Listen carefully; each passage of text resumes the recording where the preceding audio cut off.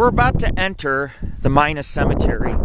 Tammy's going to take some EMF readings, EMF and Gauss, and I'm going to go ahead and take some pictures, some EVPs. It's windy, so we may not get some EVPs, but Mina's a pretty old town. It was a railroading town, and it's on both sides of the highway. That's Pilot Peak over here, a very high peak.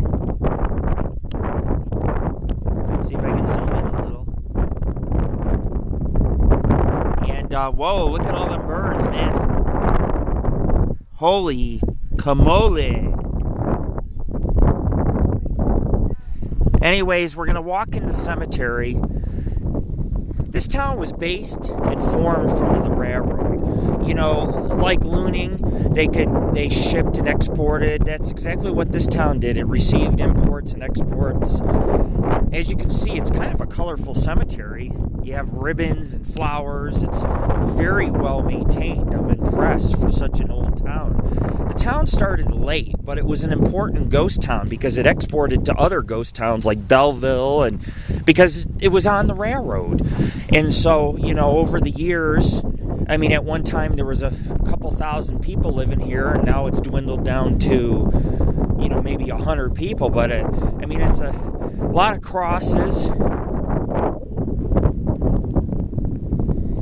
And, yeah, it's a very interesting place to start before we start hitting some of the older structures. And, you know, you got mining operations all around this cemetery. Our last stop today will be Sodaville, where a shootout took place. And then we'll go ahead and find some mines in Sodaville and the cemetery, and then we'll work our way back to Hawthorne, where there's some mines I got in mind that I wrote down that are pretty large. So, you know, we're going to have a good time. You can see in the back, there's a school bus. You can also see mining equipment. I mean, this is what you're going to typically see in the Wild West.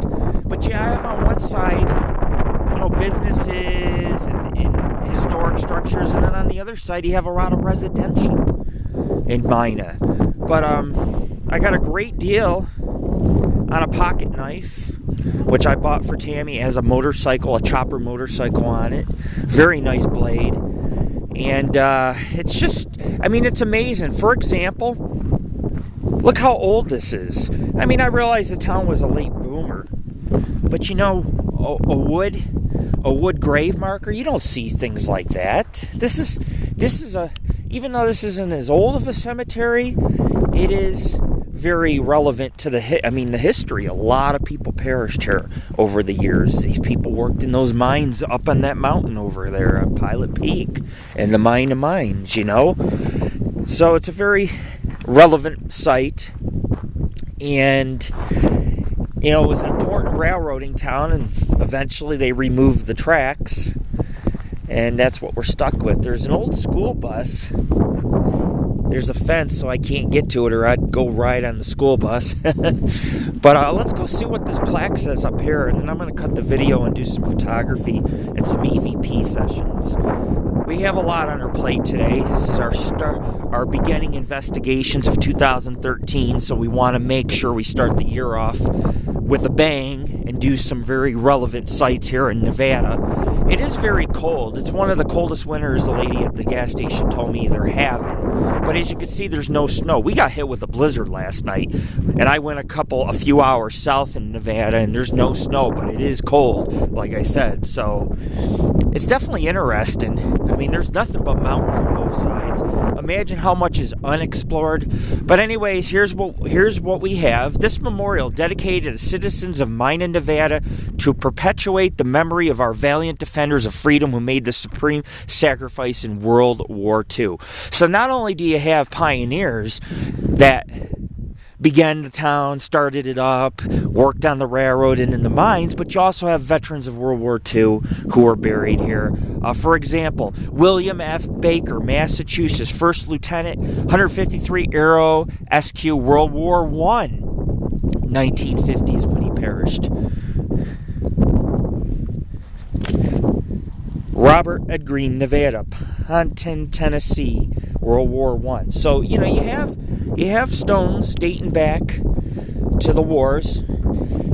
And, you know, we're in the middle of the mountains. Absolutely a gorgeous cemetery. I like what they did tying ribbons on. It's very colorful. I don't feel any negative energies. I feel like they've put a lot of work into the cemetery.